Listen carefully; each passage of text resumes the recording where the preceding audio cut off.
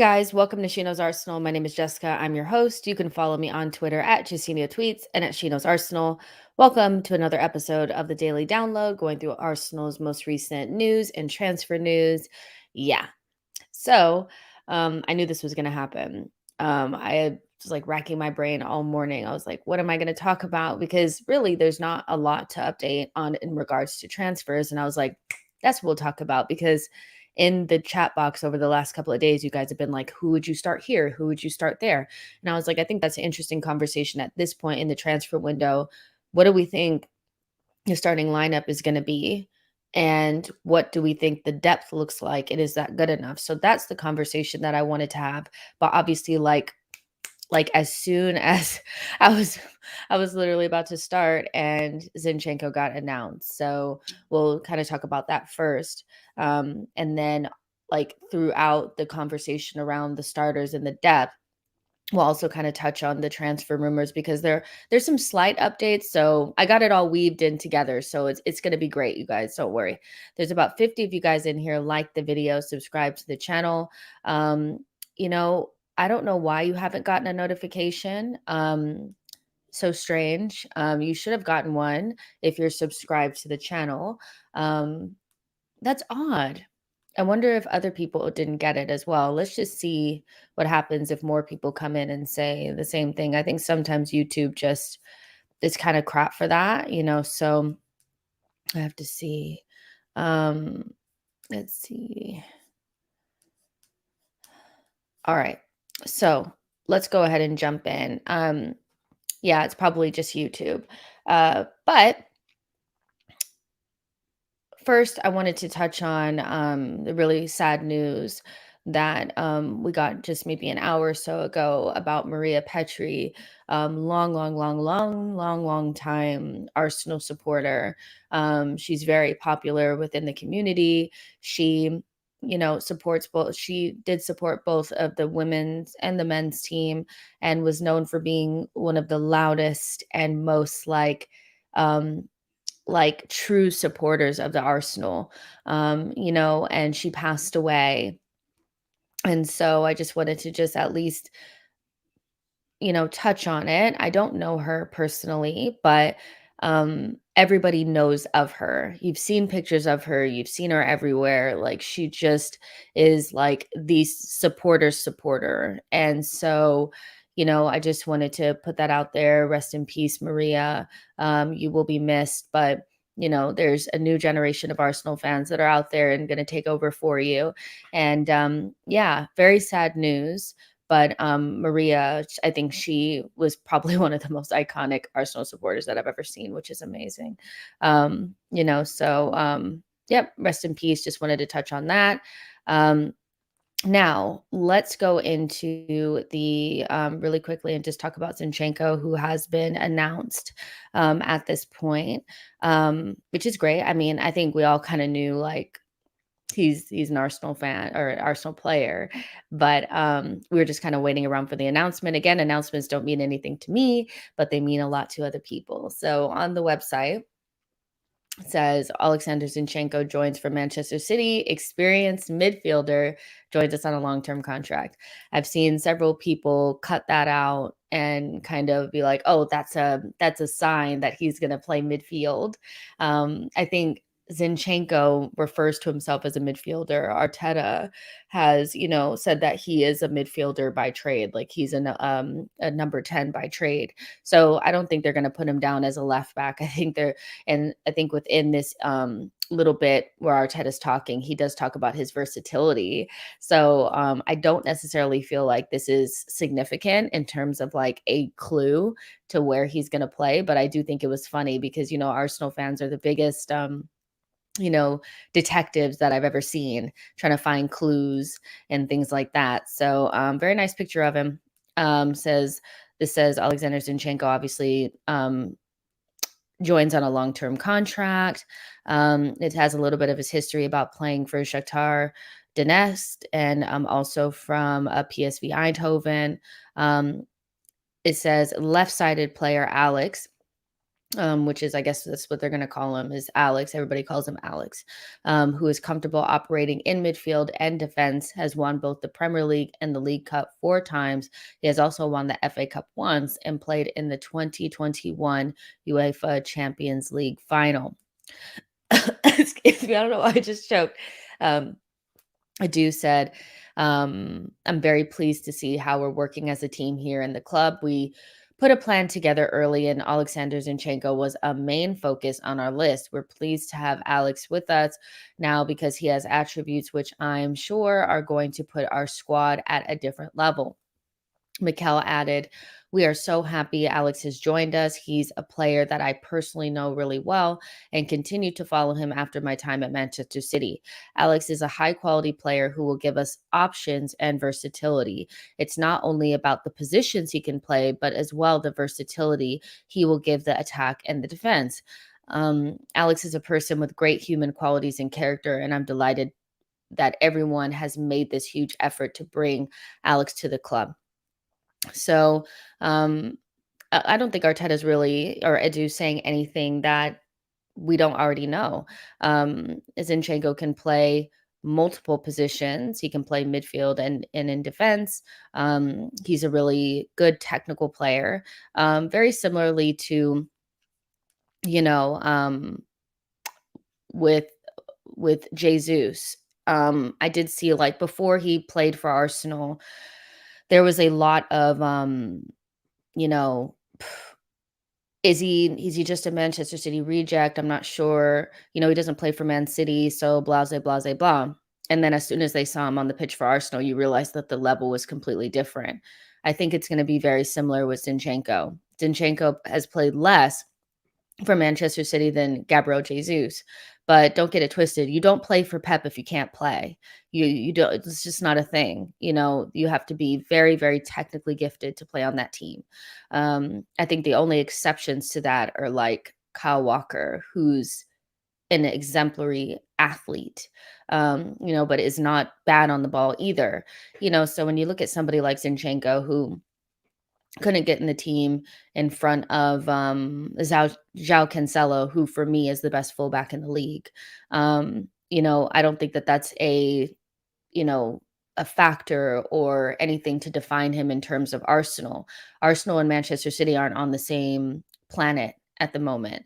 So bringing in players from that team is not only lifting the levels technically, but also lifting the levels, I think, mentally.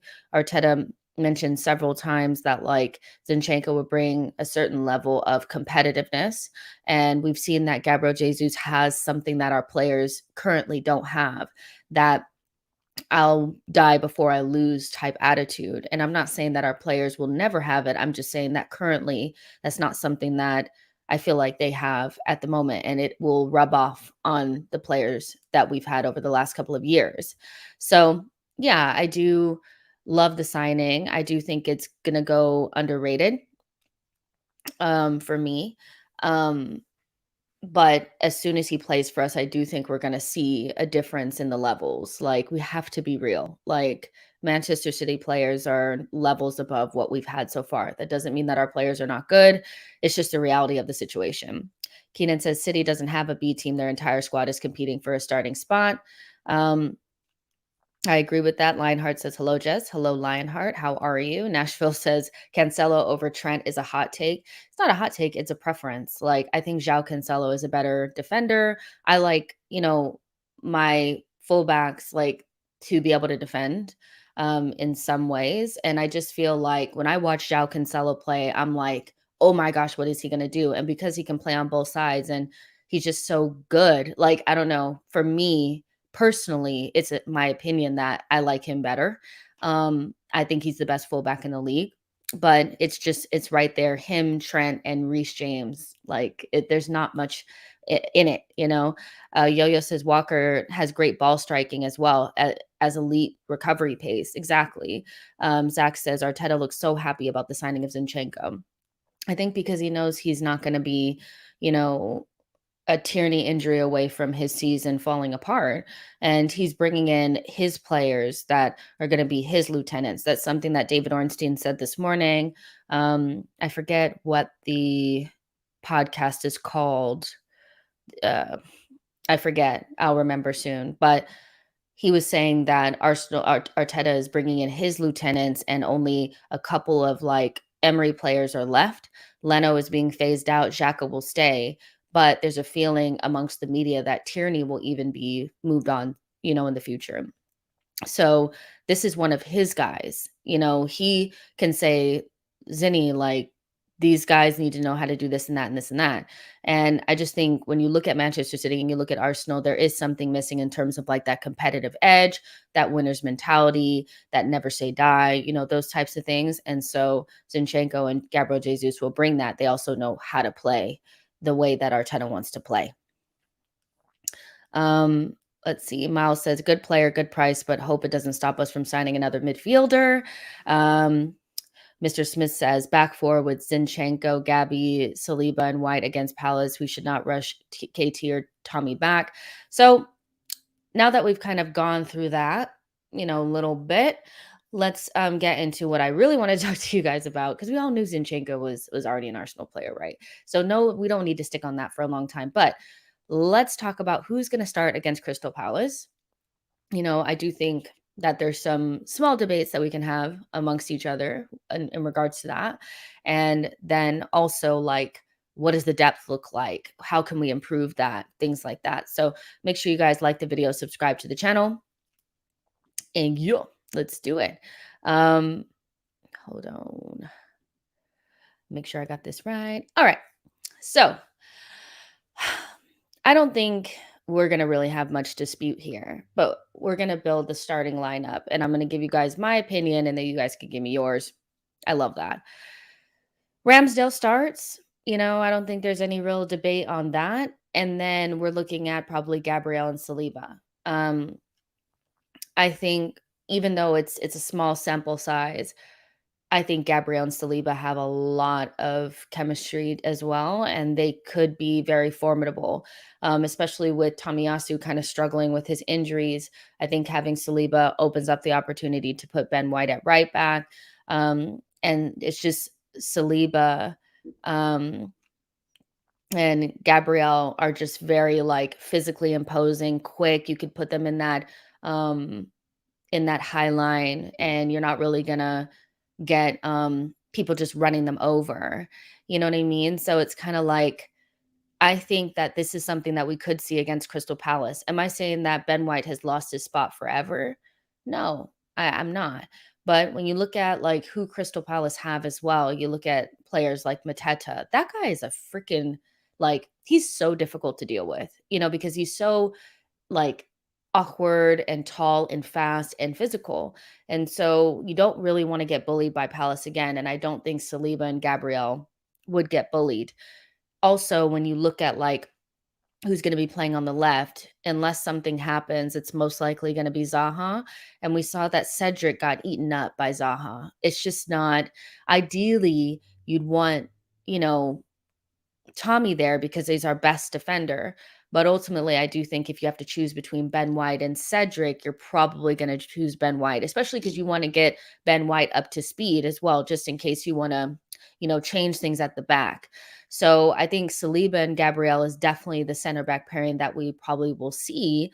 Um, but I also think that like um Ben White hasn't particularly lost his position.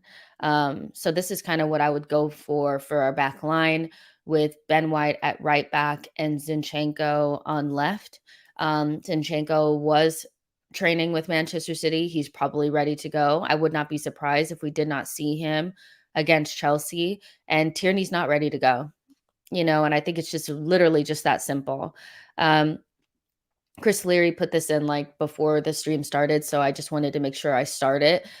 Chris was saying that Tommy confirmed with a minor muscle injury. Has Ben White impressed enough at right back when he's played? He started a game at right back last part of the season, but I can't recall which one. He played several games at right back, because Tomiyasu was injured from Leeds on.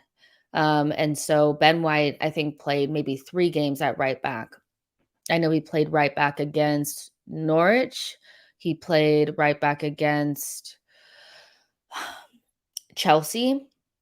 and he played right back against somebody else as well. So he has played right back. I think he's played his best games like as kind of like a right back slash center back at Brighton. But he hasn't played there a lot for us.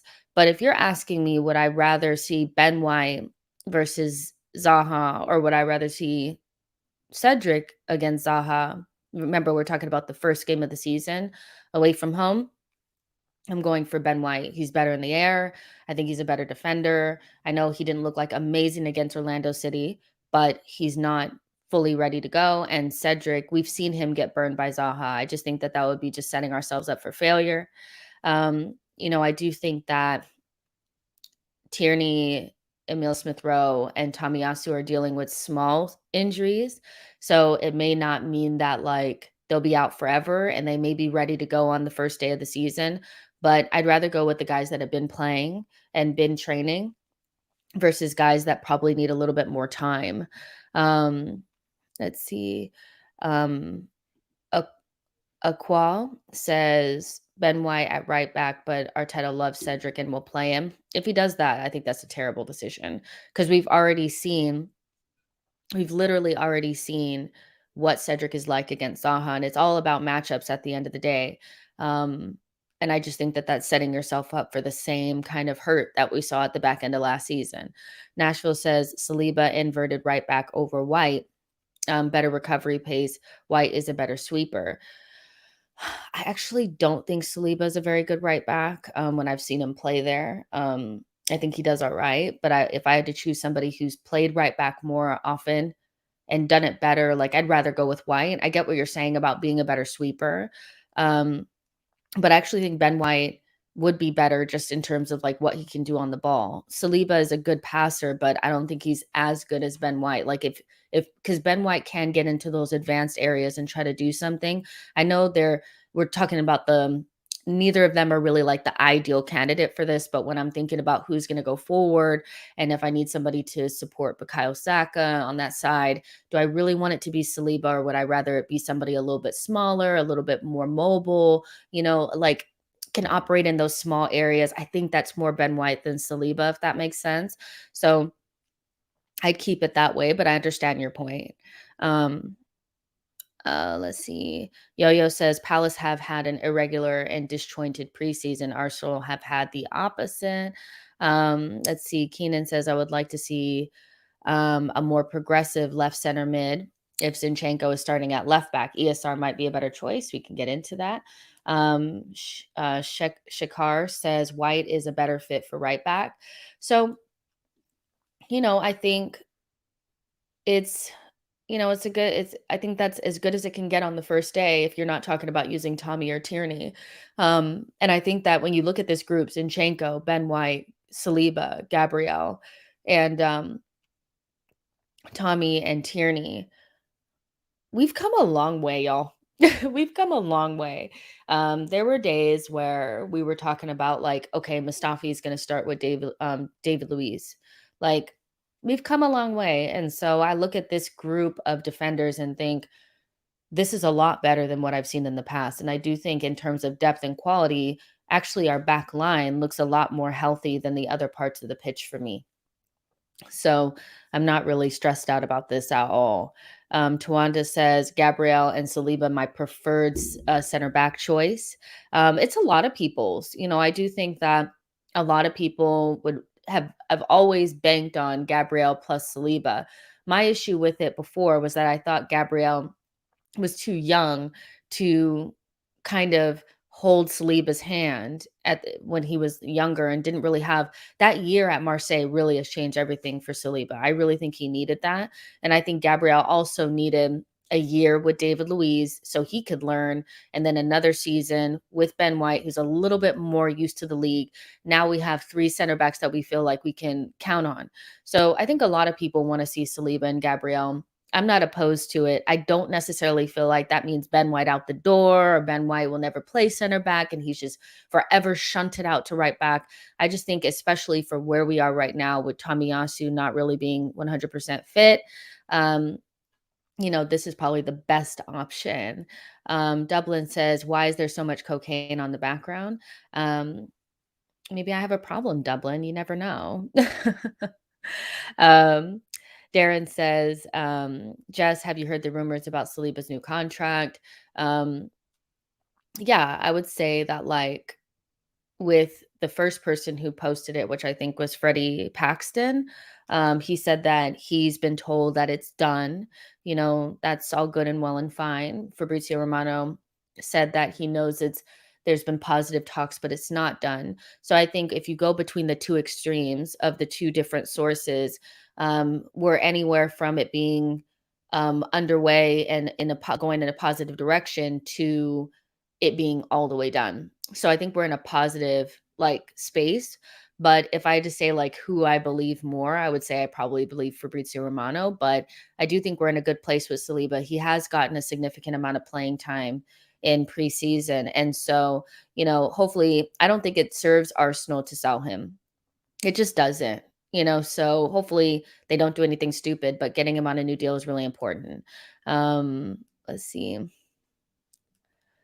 Leslie, Coach Dave says, we've been losing for so long. The fan base pins our players against each other instead of embracing the depth. I feel like that's true. Braxton says, don't forget Saliba is 21 and unproven in the Premier League. He might be the ace right away, but there's a risk there.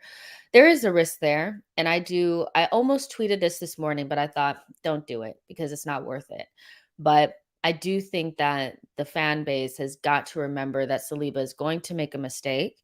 And when he does, it might really suck. And so we have to remember where he actually is. I see a lot of it's just like Virgil van Dijk. It's not. He could get there, he could get there in the future, but right now he's still young, and he's going to make mistakes.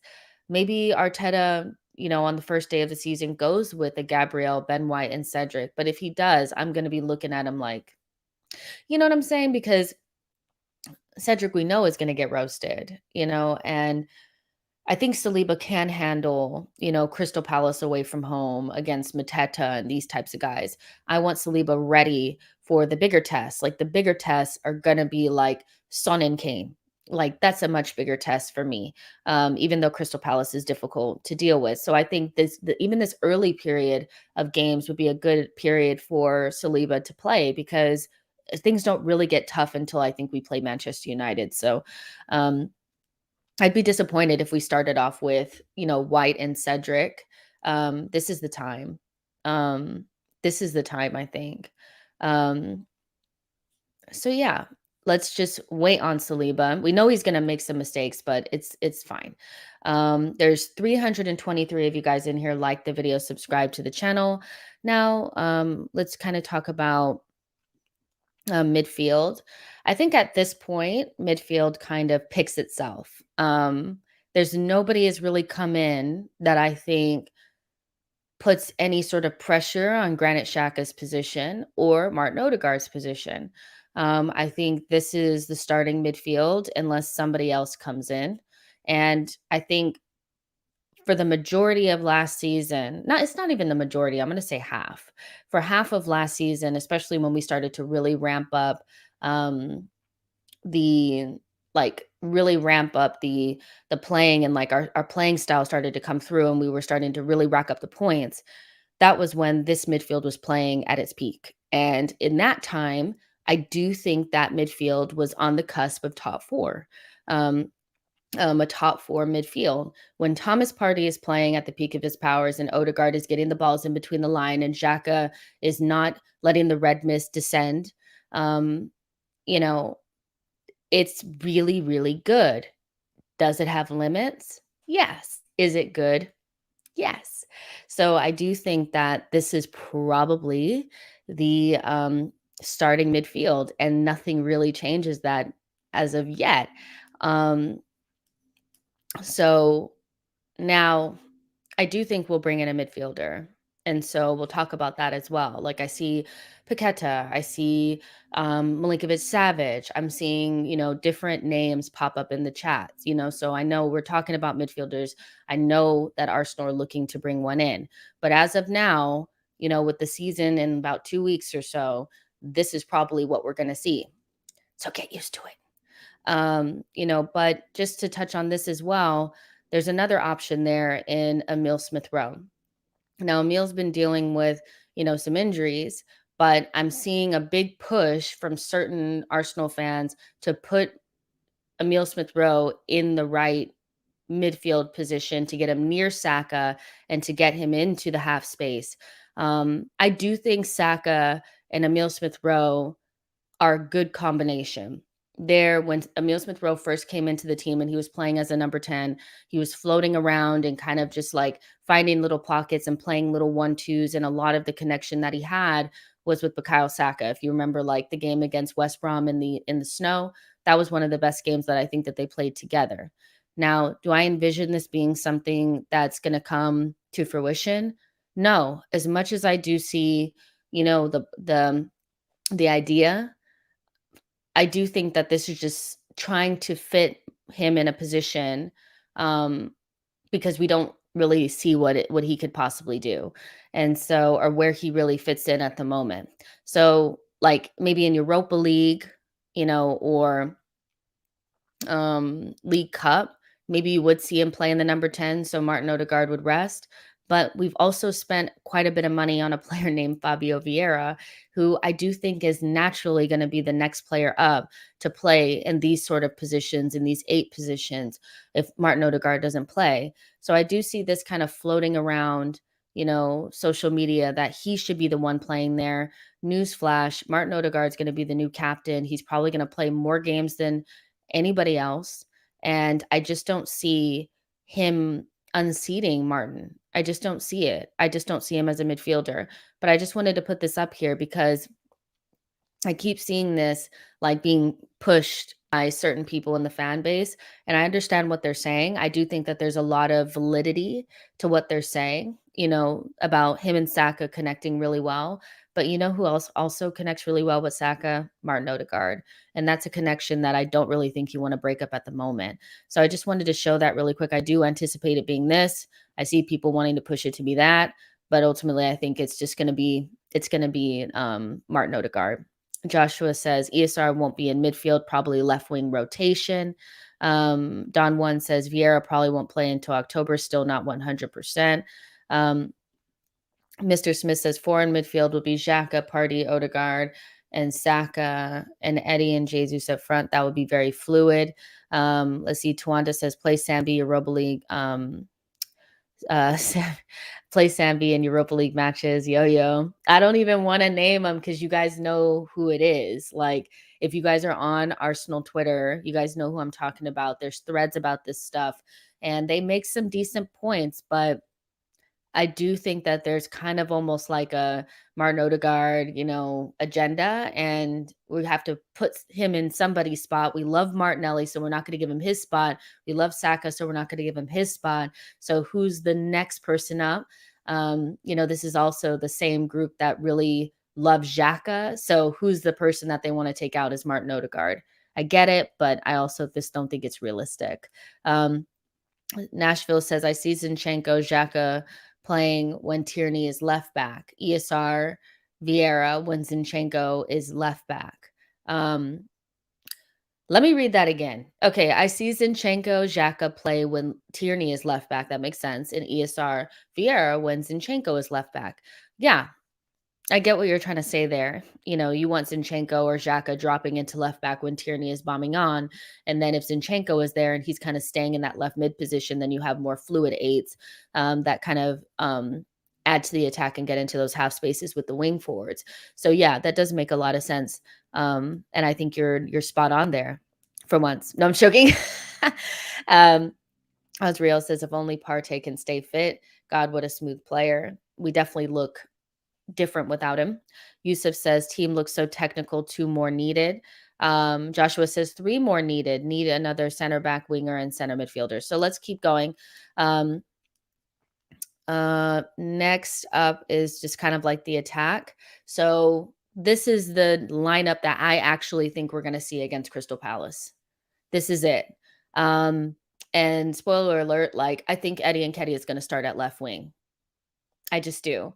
There's been a lot of talk about this online. And what I do love is that when a player that's really loved by the fan base is criticized in any way, or is somebody expresses any sort of like way that they can improve, it's interpreted as hate or turning on the player. And a lot of people have said that, you know, people are turning on Gabrielle Martinelli. What I'll say is that I don't think anybody has turned on Gabrielle Martinelli, but Martinelli needs, like all the rest of our young players, need to improve, and there are things that he can improve upon. Um, you know, I think he does need to lift his head up. I do think that he has lost a little bit of pace as well. Not quite sure why, but he just doesn't seem as quick. And he looks like he's kind of playing within himself, So there's just a couple of things. But ultimately, I still think that he's our best left wing option at the moment. Do I think he's going to start though? No. I think Arteta loves Eddie Nketiah, and I think Eddie Nketiah will actually start on the left wing. Now, do I really care? No. I think Eddie Nketiah has shown enough in preseason for me to feel confident that he can play with Gabriel Jesus up front, and they will be a really good, like, hard duo to play up against. Now, with Crystal Palace, they have Mark Gahey, and they also have Anderson. It's a very good center back pairing. And so last season, we really struggled to get any change from them. So we need to make sure that we're able to shift them around and put them under pressure and create chances. And I do think that this front line will do that. Do I think Martinelli won't? No, I think Martinelli will also create chances, but if you have one chance, 1, 2 chances, who do you expect to finish? I do think that Eddie Nketiah has shown a little bit more of that finishing touch, where Martinelli is a little bit like he gets in those really good positions and then doesn't quite get the finish. Get that he scored in the last game, but it was a heavily deflected goal, if we're keeping it 100. I think Eddie has scored 4 goals in preseason. Jesus has scored 3. So we have to take those things into consideration. And Eddie has played quite a bit of left wing for Mikel Arteta. So, I would not be surprised, you guys, if this is the lineup that we see. Um, and like Dev has said, Jesus and Eddie have good chemistry. Those things matter, and it's not like, again, we have 5 subs this season. I think Martinelli's going to play plenty of minutes, but if you have Eddie and Nketiah playing, let's say we're struggling to score a goal away from home against Crystal Palace.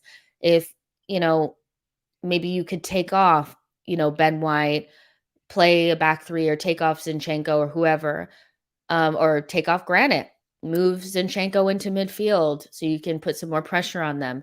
Move Gabrielle and Saliba and White over and play in a back three, and then put Martinelli in there and have a front four. There's different things that you can do. So I'm not particularly worried about it. I can understand why this looks like Martinelli hate, but it's not. This is what I think Arteta's going to do. I don't care who it is, because I do think both of them offer different things, Eddie and Martinelli.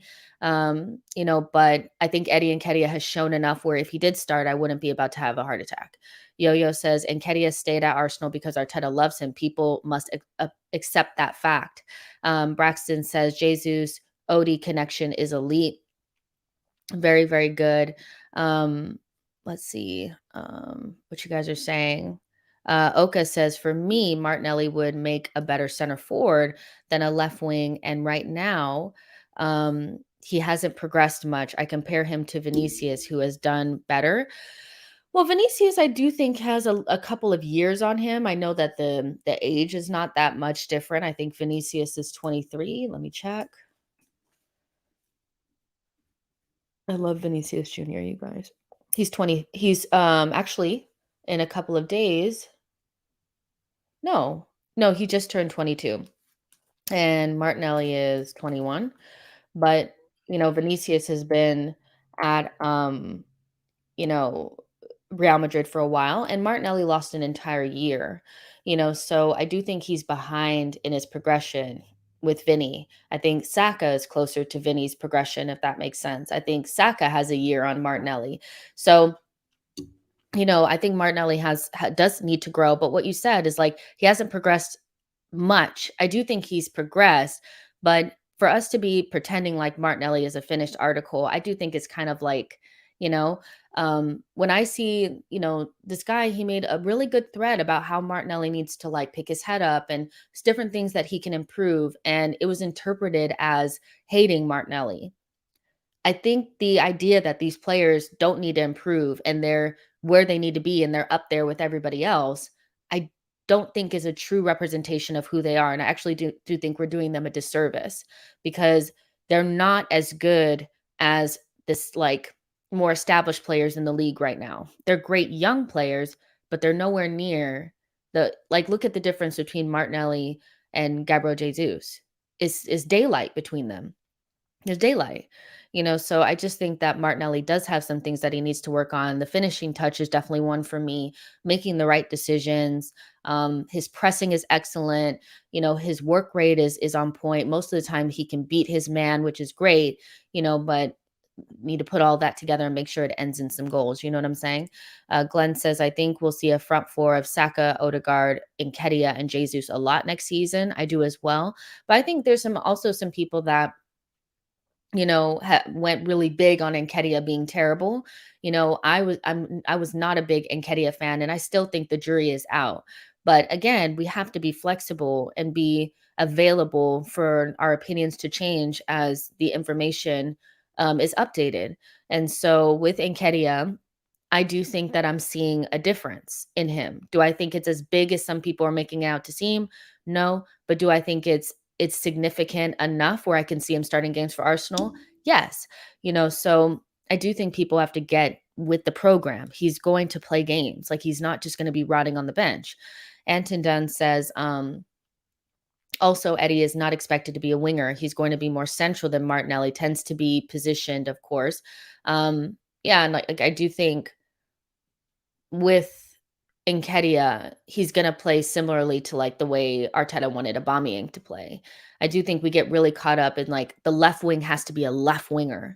The left winger can just be a forward, and I think Eddie is a forward, that likes to be in the box, is very turned on and alert in the box, a good presser, a pretty good connector, like, he is just a forward, and that's how I'm starting to look at all these players is not who's a striker and who's a this, who's a that.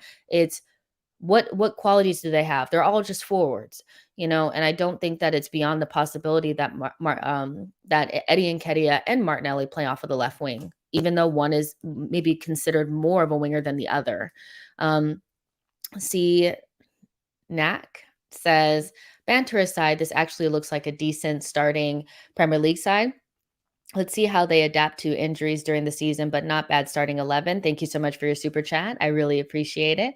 Don One says, I agree with that lineup except for Saliba. Cool. Big GZ says, definitely need another forward. If that's the case, Jess, I agree. I do think we need another forward. I just, it's not enough. Let's see.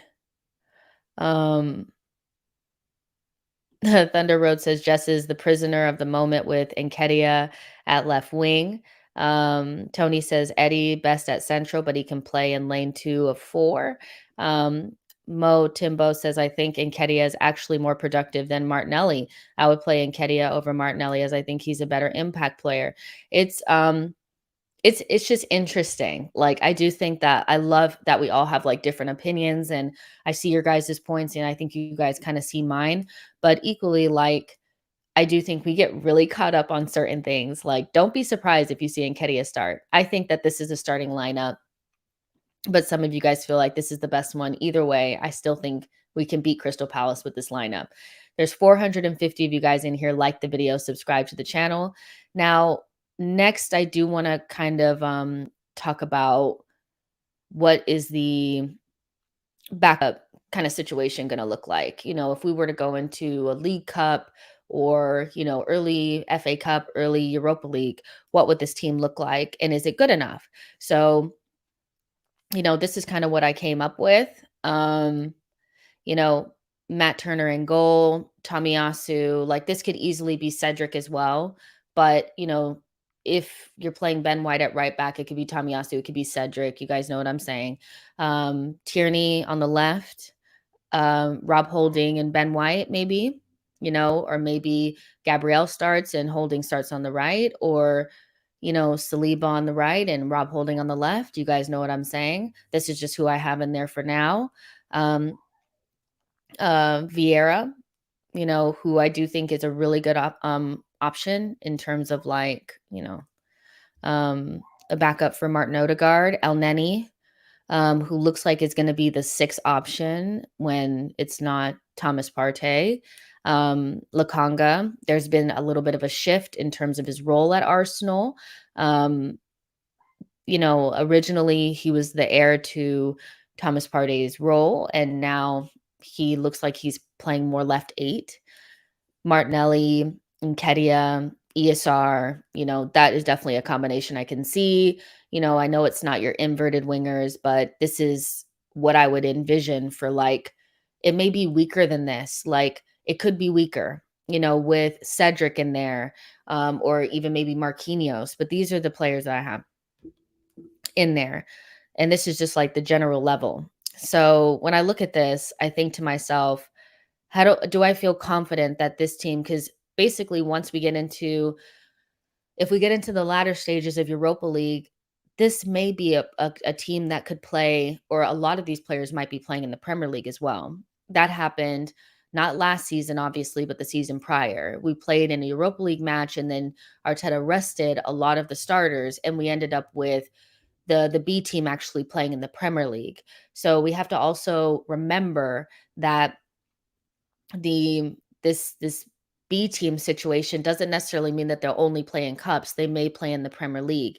And it's not about Ben White playing in the B team. Again, I said that this could be Saliba plus Holding. This could be Gabrielle plus Holding. It's just one of these players are probably going to play with Holding. We don't have another center back. So until we get one, it's Holding plus somebody else. So again, Ben White, I haven't said that he's lost his position. He's just the person that I put in there. Tomiyasu could easily be Cedric, but I think Nuno will be gone. So that's why Tierney is there.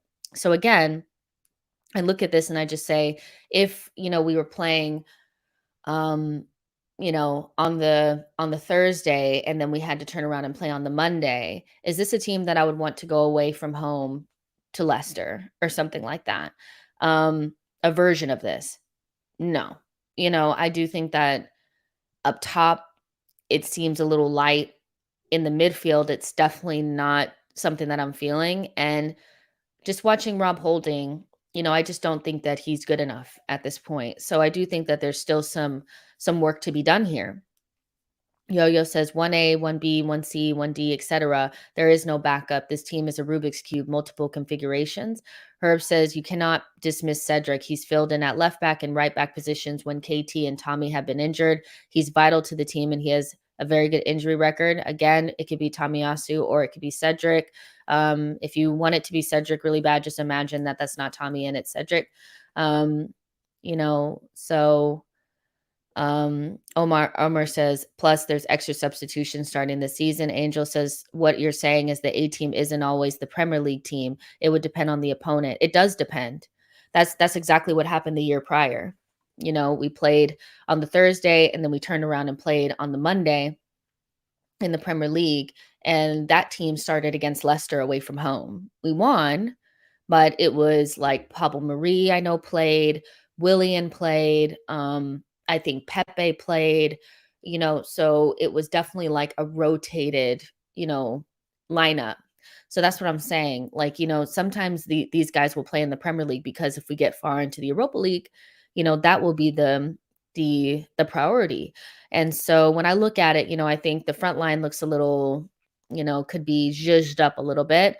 Sambi Lakanga, El Neni, I think there definitely needs to be another midfielder brought in that can play kind of in those positions. If it's not Sambi and it's maybe a Tielemans, maybe you feel differently about this lineup. I think the back line looks fine, with Tommy / Cedric, White, that could be anybody, Holding, and Tierney. Would I want Holding gone? Probably. So that's kind of what we're looking at in terms of depth. Do you guys think that that's enough? You'll also add again, you'll add Cedric to that. And that's probably it in terms of depth. Everybody else is pretty much probably going to go on loan or leave the club. Um, Yo-Yo says Arteta really struggled with the Thursday Sunday jump. Danny C and Marie were forced into the side. Lynn says Arteta has at least got options this season according to the team we are playing. Um, yeah, like Aya says the only thing that matters is midfield, and the Sambi and El Neni aren't good enough to win us away EPL games. Yeah, I mean, that's what I'm saying. Like the midfield, we have bodies, but we have bodies, but we don't have probably enough quality. Reggie says, Jess, I'm thinking that Arteta will have a core 15 that will play twice a week a lot. Then other players will rotate in based on body load, fatigue, and try to mitigate injuries.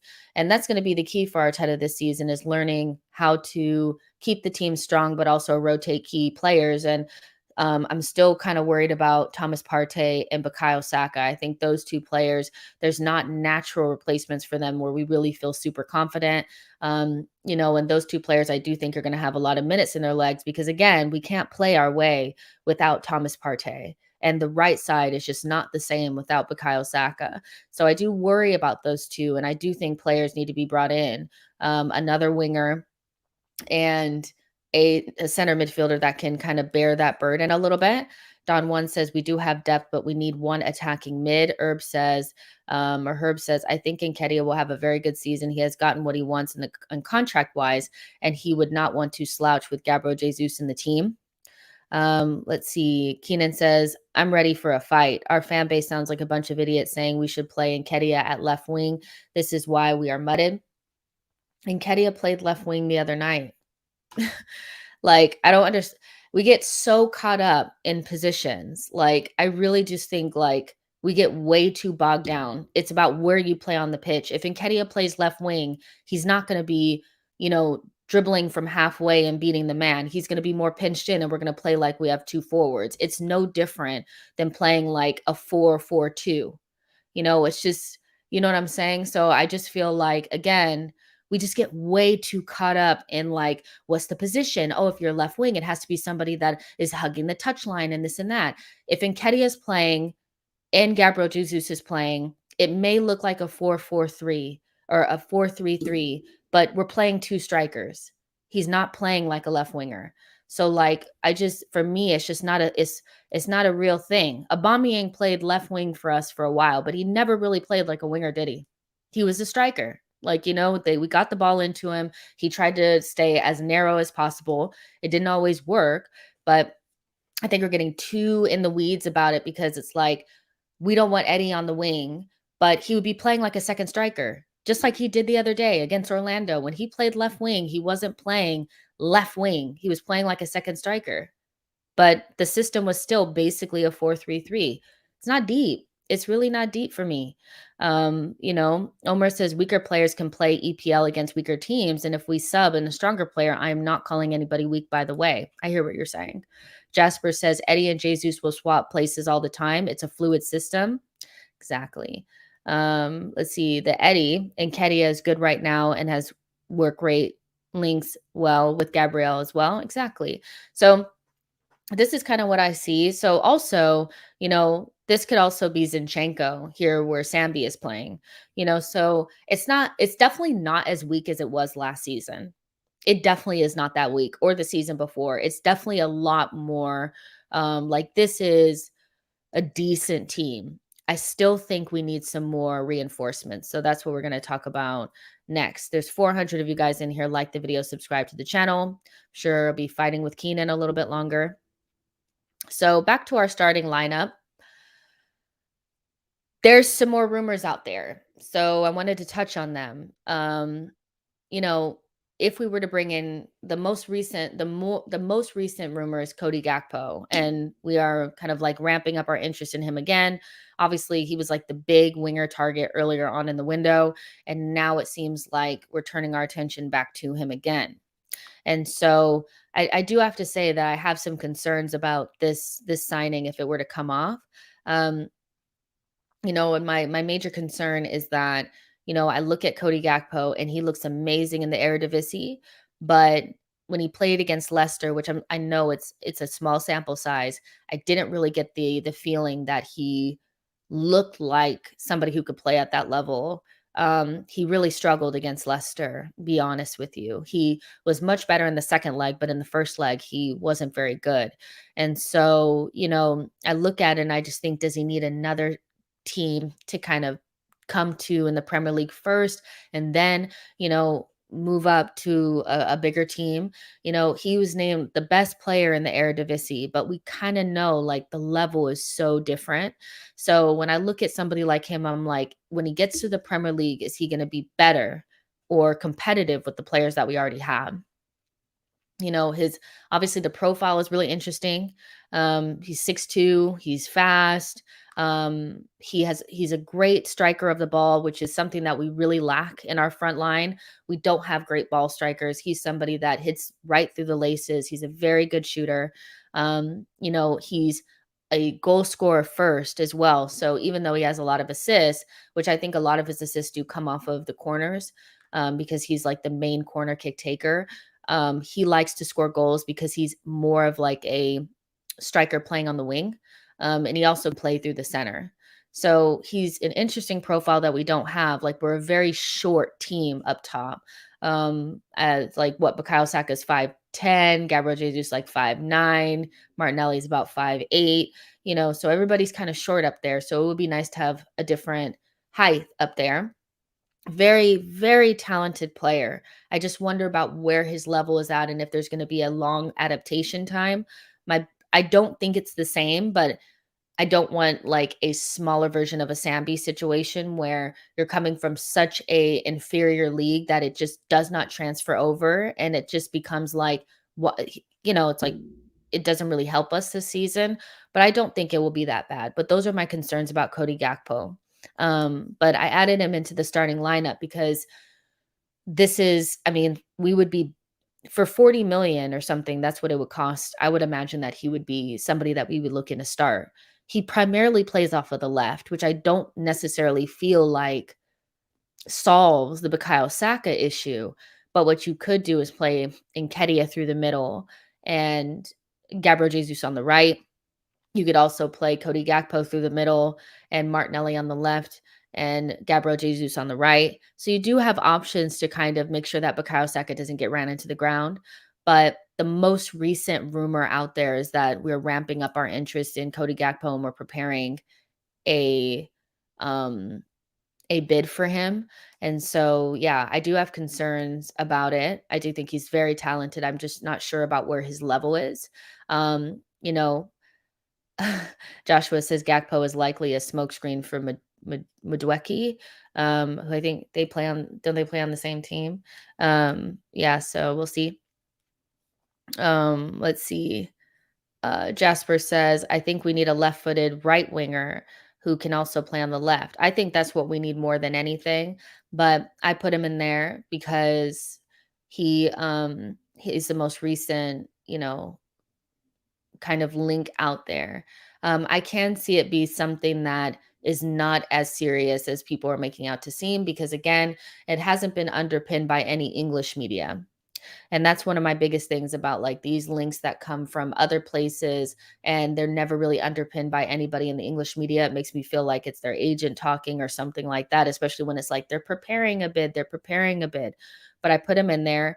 Ideally, though, I do agree with you, Jasper, that we need a left-footed right winger that can also play on the left because that would allow us to open up and play without Saka, but still let somebody play with him. And I don't necessarily feel like Cody Gakpo helps us with that. Let's see. Arnolito says Hickey vibes with it. Is it not getting reported? Yeah. Let's see. Rosh says more than a winger, a good left-footed backup for Gabriel is vital. Let's see. O'Malley for 45 million. I'd go get Danjuma. Priceless Truth says Arsenal don't want a winger, sign a defender and a midfielder. It feels like we are trying to get a winger. Keenan says, let me break it down.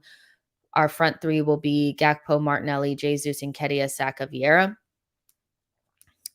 Let's see. Zach 10 Football says, would you guys like Bowen? The other day when we talked about it, people acted like they were really excited about Bowen. So, you know, it is what it is. And then I also added Tielemans in there. I do think that this is something that we really are looking at. I do kind of think that, we need to sell first or at least open up some roster spot for him. I don't think it necessarily has to be Xhaka. I think Ainsley Maitland-Niles or Torreira needs to go. In particular, Torreira. I think that's the player that kind of needs to move on. But yeah, when I look at this center midfield group, and I see like Tielemans and, somebody who could really push right up, if Zinchenko is playing left back, Tielemans can push right up and play just right on the edge of the box. And what he has that Xhaka doesn't, which I hate this about myself, is that I'm watching Xhaka play and I'm thinking, yeah, you are good. You are a good player. I do think you have something, but I want more, and I think Tielemans, if you push right up there, he has the ingenuity and the creativity and the touch to thread those little balls in. And he also gets into the box and scores goals. So for me, this starting midfield feels a little bit more like we're pushing towards top four, securing top four. That looks better to me. You could also have, Vieira on the right there. You could also have Tielemans and Zinchenko if you wanted to play Tierney. So there's different things that you can do. You could play Tielemans and Xhaka. If Thomas Partey was to get injured, you could play.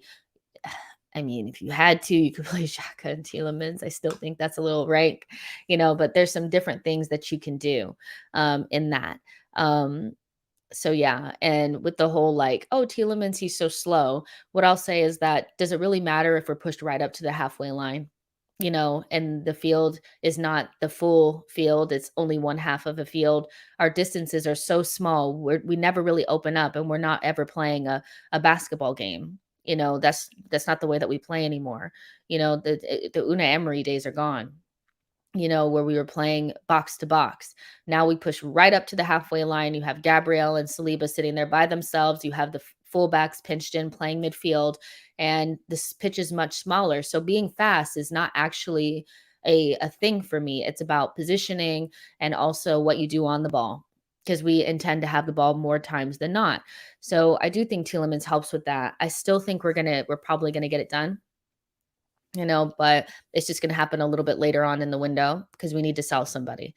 Omer says, I think all or nothing is going to make us love Xhaka or reinforce the dislike. That's one of the reasons why I'm excited for it.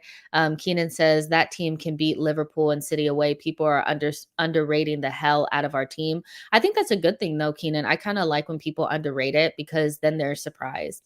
I don't want people saying like, oh, this team should be doing this and this and that. I kind of like being the underdog. Beans and Milk says Tielemans has lost it. Slow player. We need better. Dev M says gut feeling says that Tielemans won't be an Arsenal player. Fair enough. Mr. Smith says instead of Tielemans, I would go get Onana. Ooh. Yeah, I don't like that player. I think he's another Sambi, if I'm being honest. Yo-Yo says, I don't like that midfield three without the ball unless Gabriel, White are brave and Ramsdale isn't foolish. I mean, that's the point, right?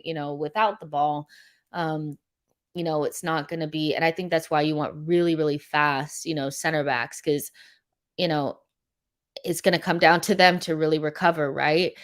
So I hear what you're saying in terms of like off the ball, it's not amazing, but I also think Tielemans, the off the ball stuff is really it's overstated for me. You get a player once or twice looking crazy off the ball, and then they decide that that's who you are.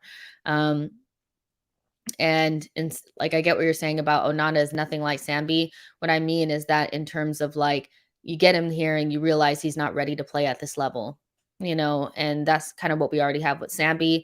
I get he's like tall and looks like the quintessential central defensive midfielder that you want.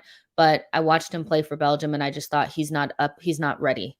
And I would prefer us to get somebody, I would prefer Douglas Luiz over Onana, because whoever's going to step it from Thomas Partey has got to be able to play the role. that role is very hard, and so in the Premier League, if you don't look like you're up for it, they're going to press you off the ball. And so that's why for me, Onana and Sambi are kind of similar in that way, where maybe Onana is a little bit better, but he's nowhere near Thomas Partey, and he's probably not going to be ready. So that's me. Um, let's see. Tell me this. Tell me this. I'll tell you this. Says what? Onana 6'5", who can take out a lion and a jeep another same time. Onana was also playing for Lille. Sambi was playing for a Belgian league. I just don't think he's anywhere near it. Like I will die on that hill. I just don't think that's somebody that I want sitting there at like the base of my midfield ready to, collect the ball and, drop the shoulder. He's just not that guy for me right now. And I'd rather take somebody that knows the league. That's me. Um, let's see. But yeah, I think this lineup is actually pretty decent. I do think Tielemans will happen. I'm not sure about Cody Gakpo. And just like piggybacking off of that, I actually think this would be a really good option. This is the person that I would go get is Pedro Neto. I know that we kind of talked about so I have concerns about this one as well. I don't think it's perfect because his output hasn't really been up there. But when we talk about a left footer that can play on the right and also on the left, that's Premier League proven and, has that threat, I would actually go for Pedro Neto over Cody Gakpo. I think he solves more of the issue, but I haven't seen any links or anything, so that's just a thought for me.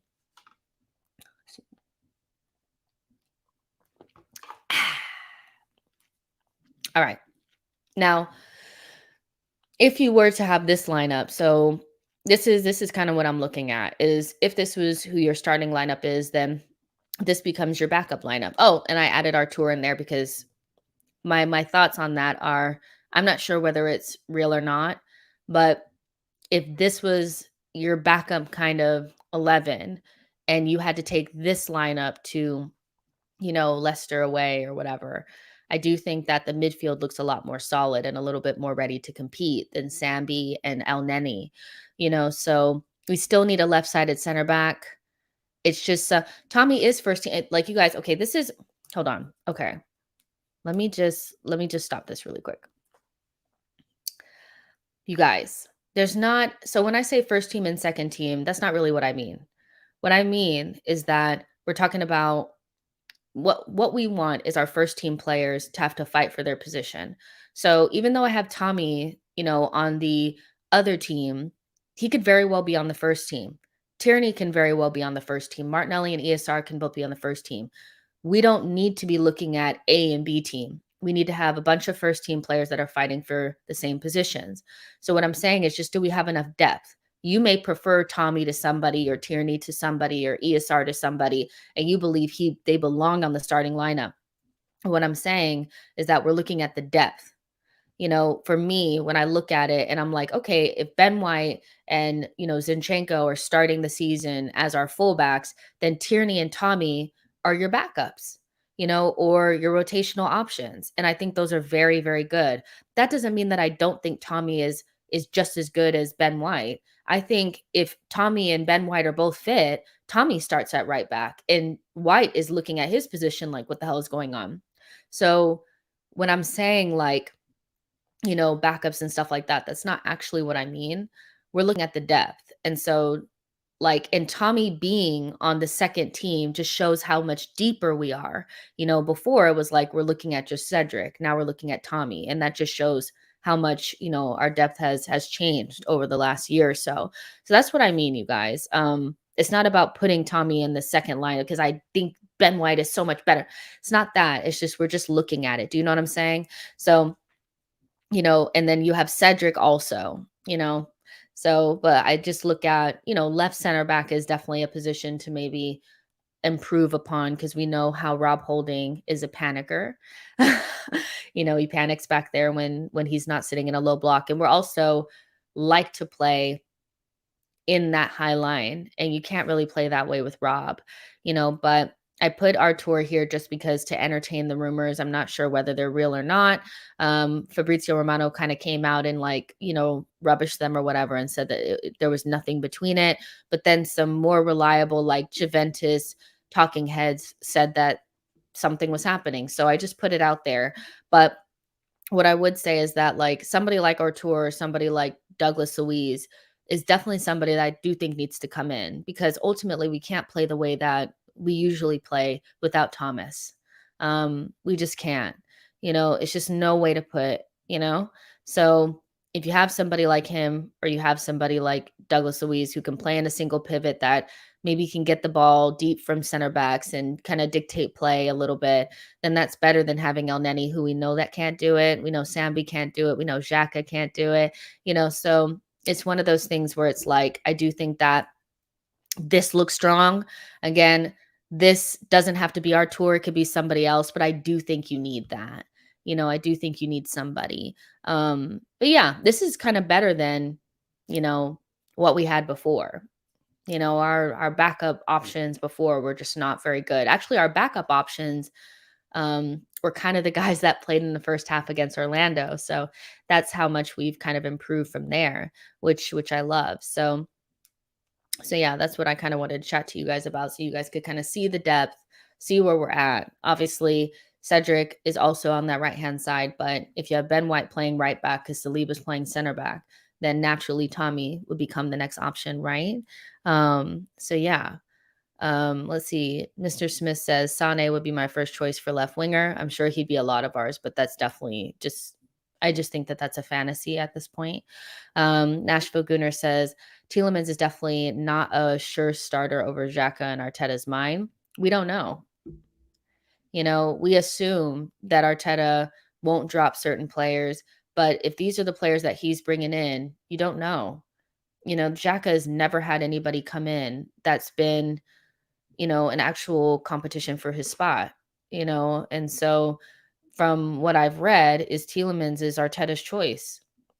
So the idea that like Arteta's bringing in his players and they would never be the number one choice over somebody else, I think is something that we're assuming based on the past. But, Torreira wasn't an Arteta pick. Um, Ceballos was kind of there before Thomas Partey really became like a fixture in the club. So, this would be the first time that we've seen Arteta having to choose between some of his old lieutenants in like Tierney and Xhaka. What would he do if he had Zinchenko and Tielemans? What would he do? So I think we assume because of what we've seen, but there's actually never been anybody there to actually really pressurize Xhaka for his spot. So it's yet to be seen for me. Reggie says if we want to compete strongly in for competition, we need players to be rotated to maintain quality and mitigate injuries. That's one thing that I really want to see from Arteta next season is not just playing the same 11 into the ground. There was so many opportunities, I think, when we were playing well, when you could have, maybe played Sambi for a couple minutes or Nuno for a couple minutes when we were playing well, so that when we needed them, they weren't so, scared or whatever they were, stressed out. So if you have the starting 11, but you drop you know, this player for this player and you just kind of like move players around, or instead of playing Odegaard every single game, play Vieira some games, then players will not have as many minutes in their legs and we can make it to the end of the season. So I agree with you 100%. Keenan says we need a left center back to rotate with Gabriel. The level drops off a cliff when Holding and Marie come in. Everything that I've read has said that we're still looking for a left-sided center back, so we have to see what happens with that. Um, you know, that's definitely a position that needs, some zhuzhing up. It just depends on how much I think Arsenal want to spend on it. I don't really think we need to spend 40 million on Tapsoba. I think that that's too much money for somebody like I get that he's really good, but I almost feel like I'd rather go for like 20 million for a Kanji or something like that if we're going to be getting right footers playing on the left side. Um, and if you're going to go after left sided, maybe, you go after, I don't know. I don't know. I don't even know anymore because there's just not that many really good options. I mean, you can go after Matt Bianco, but I don't really rate him as highly as other people. I get that he's decent on the ball, and in his league, he's all over the place, but I highly doubt he'd be able to do those same things in the Premier League. You could look at somebody like, oh, Levi Colwill. I know a lot of people are really high on him. I guess that depends on what happens at Chelsea. Um, and then there's some other guys, but it's not really a position that I'd want to be spending 30, 40 million on, to be honest. But it's not my money. Morris Brown says our depth don't look bad. It doesn't look bad to me. It doesn't look as bad as it did before, and it doesn't have to be that 11. It doesn't have to be that 11. It could definitely be a combination of the starters or the number one choices and, the other guys. It could all be mixed in, you know. Um, let's see. Braxton says Tommy has a good left foot, doesn't he? He can fill in at left center back. He could probably fill in at left center back. That is something that I hadn't really looked at, is Tomiyasu on the left. And you can like chop Cedric in there, since some of you guys are like, don't forget about Cedric. I'm trying to forget about Cedric. So yeah, there's some different options that you can have. And I do think that like Arteta has always kind of talked about, is having players that can play in multiple positions and have versatility are going to be really important for us, which I like. I like it a lot. Roman says, I really love that we have 5 subs this season, so players have an opportunity to improve with more probability to play. I like that as well. Keenan says, I know, Jess, I'm a Mikel Arteta's head right now. Tell me this. I'll tell you this. Says Sjogren White at right back scares me. I don't think he's ever been that bad at right back. I think he played against Orlando and was rusty. Yeah, but I hear what you guys are saying. Yo-Yo says, Xhaka is Arteta's safety blanket. I believe it when I see it. I pray to see the back of the both of them. Bring in Tielemans. I have a hard time seeing him sit on the bench. Odegaard is the captain, so he's not getting dropped. And so Tielemans, you bring him in and you sit him. Nah, I don't see it. But yeah, also, like, we just don't know, because we've never seen Arteta with this much quality, or this many options. So we'll have to see. RJ says Caldwell at left center back. Zach 10 says Arteta and Arsenal need a left 8 new signing to be their KDB. I'm sure Arteta likes Tielemans, but we should wait till next year when we can offer UCL. I don't know. I mean, if you're talking about so we can get the likes of like Bellingham and stuff like that, I'm pretty sure he's gonna go to Liverpool. I don't think we have a chance in hell to get him. But I still think a player like Tielemans would be really good for us. And maybe he's not the number one option. Like, obviously, like the number one players in that left center mid position that are kind of different are like probably Frankie de Jong and Bellingham. They're different. But if you're depending on how you want to play, they're probably like the top 2 options. But both of them are going to cost like, Frankie de Jong is probably going to cost like 80 million, and Bellingham is going to cost upward of 100 million. So I still think it's a good market opportunity to bring in Tielemans. Again, at some point, Xhaka is going to go. So it'd be nice to already have Tielemans there, because next summer you're not going to be able to get him. And we actually don't know where we're going to finish. Keenan said, what do you think about a mellow loan to cover Partey? I know he isn't on Partey's level, but I think he can dictate play at the lone 6 much better than El Neni. I'm actually a fan of this. A loan would be what I'd be willing to do with Artur. Believe he's a good player and all that, but he needs some rehabilitation, like we kind of talked about the other day. And so to get somebody who can actually do something similar to Partey is so important in that midfield. We actually don't have any ball progressors beyond Thomas. Everybody else is a little bit more of like a passer. And so when you look at somebody at the base of that midfield, that's going to have to like drop the shoulder and get past the press and things like that. And it can also pass the ball and dribble a little bit. We don't have that. So Artur could be a good option for that, because he's also not particularly young.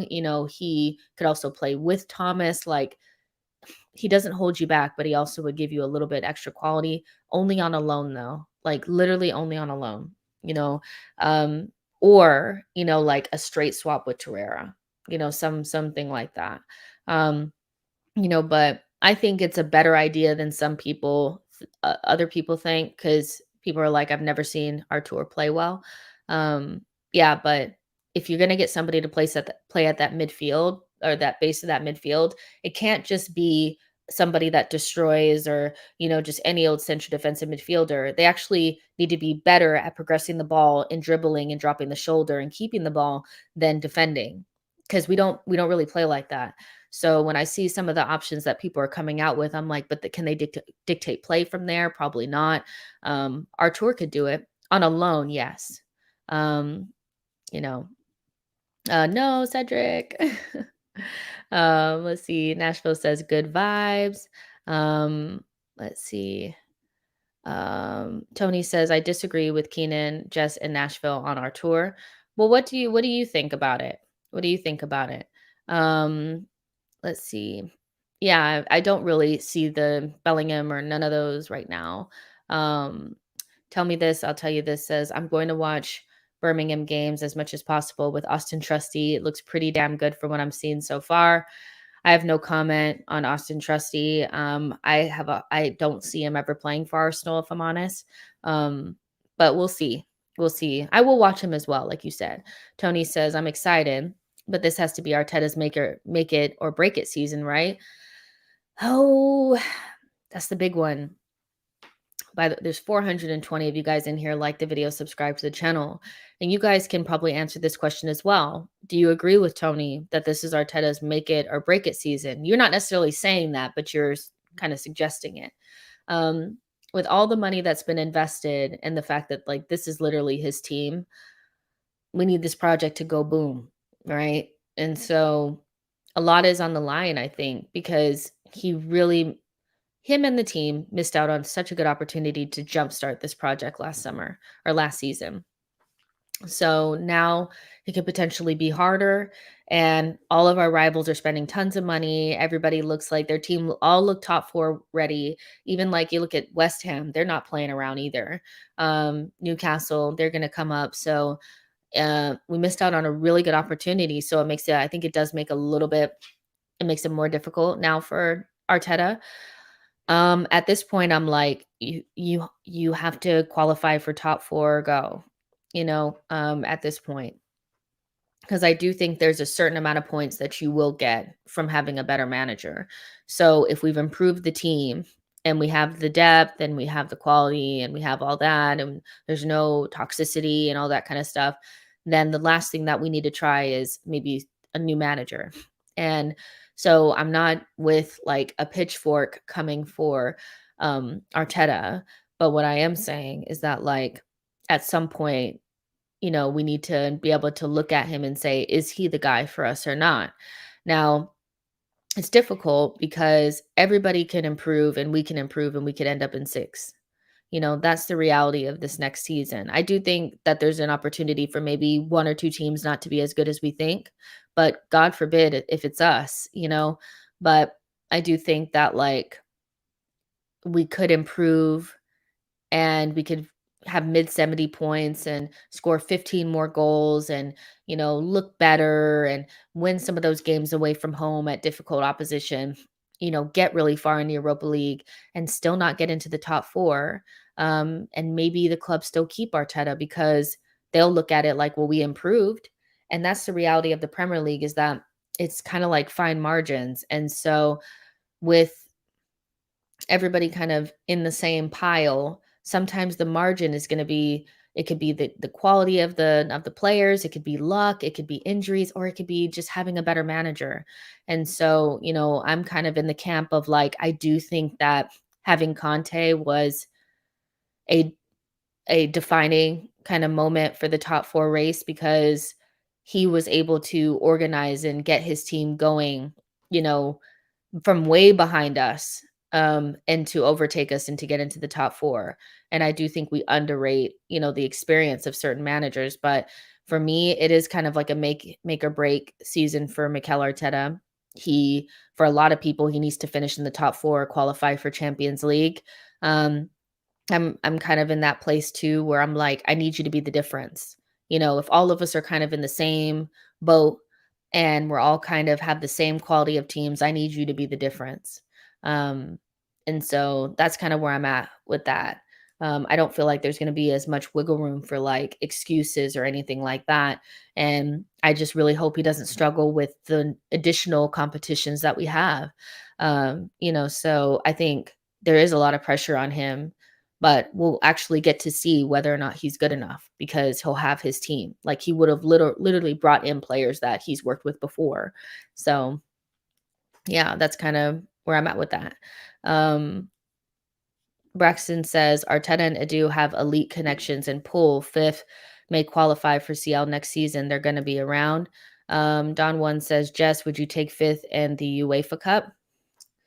Um, you mean fifth and Europa League? Um, yeah, I would. I want trophies. Like at the end of the day, like, bigger picture, as a football fan, what you remember your team doing is winning trophies. It's the best day, no matter what trophy it is. And you don't really remember the times that you qualified for top four. You never remember, you know? So, as many times as we qualify for top four, what I do remember is, finishing eighth, but winning the FA Cup. And so I'm not saying that I don't want to do well in the league, but I want to see us win as many trophies as possible. And so the FA Cup, the League Cup, the Europa League, I want to see him go far in those. It's just we we haven't been good in cups since he won the FA Cup. So we'll see what happens. Joshua said both. Um, let's see. Um, tell me this, I'll tell you this, says I'd take 17th in the Europa League. A lot of people are talking about that like, would you take 17th in the Europa League? That's a good question. You guys answer that. Would you take 17th in the Europa League? I'll tell you my answer in a minute. Ford and Bras says winning the Europa League qualifies for the Champions League. Exactly. Let's see. Joshua says we want both. Let's see. Vinicius says Jess Paqueta would be a starter in whose place? I mean, probably Xhaka. Again, like if you played with Zinchenko as left back, then you could easily, play with Paqueta as your left eight. So yeah. Let's see. What are you guys saying? Rudo says getting into the top four would have been disastrous for us. I think we finish in the best place. Arteta has to win the Europa League, and there's no chance for that. I don't think getting into the top four would have been disastrous. I think it would have been exactly what this project needs. With the money that we've been looking to spend in this window, I think we could have pushed for some bigger talent. Not that I don't love the players that we brought in, but I do think we could have really been looking at, um, you know, Sane and these types of guys. Like you need Champions League to even get into a conversation with those guys, so I don't think it would be disastrous. I think it would have we need to step into our reality. Like Arsenal is a top 4 team. There's never a scenario where not finishing in the top 4 is the right thing. And I do think that I'm not saying you, Rudo, but I do think some of the fan base have enjoyed kind of being new in a project, young players, needing time, 3 to 4 years, because it releases the pressure. But Arsenal are supposed to be a Champions League level team. So it's always the right thing to be in the top 4. I don't think it would have been disastrous. I don't care if we would have bombed out of the Champions League in the round of 16. We did it all the time before. It didn't matter. So I would have wanted to make top 4. Europa League is kind of like, at the end of the day, it's only good if you win it. Playing in it otherwise is not what Arsenal should be doing. That's kind of where I sit with that. Mara says, nah, 4th at a minimum this season. Let's see. Tell me this. I'll tell you this, says top 4 would have been good. Sign better players, get 3rd place in the group, win the Europa League. Yeah, we should be in Champions League. But I mean, I think there's a bigger conversation to be had, like, around how everything has kinda changed, and because there's so many good teams, um, should we expand our expectations a little bit beyond, like, okay, top 4 or bust and all this kinda stuff? I think it's an interesting conversation to have, because I think as the Premier League gets more and more competitive and there's more money involved, that eventually, like, it really, like, the fact that they're even adding a 5th Champions League spot for the Premier League just shows you that they're like, "Okay, we need more than 4 spots," So, top 6, I think that all the top 6 teams are Champions League quality teams. Before, it wasn't like that. It was like the top 2 or 3 were like Champions League. You would get like a straggler, in there that would be just like whatever little team, and then everybody else beyond that was like just so average. Now, like, the top 6 are all Champions League quality. So things are different now, but I do think that we need to have higher ambition than just, let's just be in 6th, it's cool. Like, we shouldn't be pushing. Yo-Yo says Arsenal's success is built from overachieving, and if Arteta can't do this, then he must go away. Joshua says top 4 in Europa. Jesus and Zinchenko aren't 6th place players. We need to win and make top 4 in order to repay their faith in joining us. Um, let's see. Keenan says we are signing depth right now to sustain a Champions League position long term. Next summer, we can add 1 or 2 elite players and push for the title run. I need to see us finish in the top 4 first before I even think about, anything else. Diallo says Arteta said this project would go bang.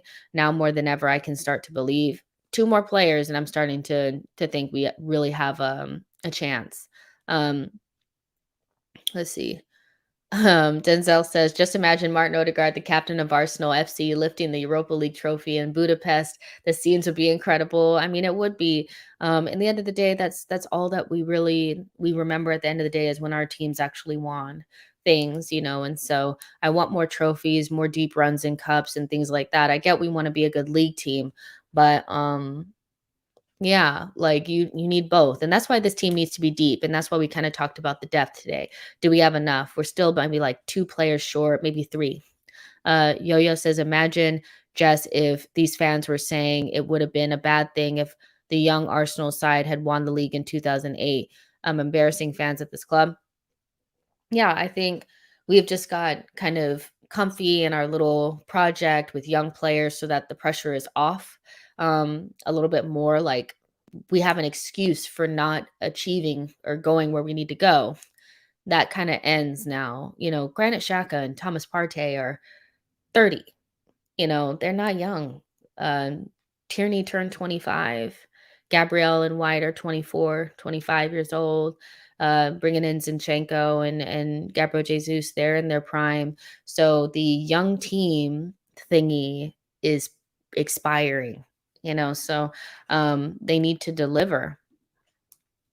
And the difference might be the manager, and that's where Arteta needs to step up. So, yeah, we'll have many of conversations to talk about that.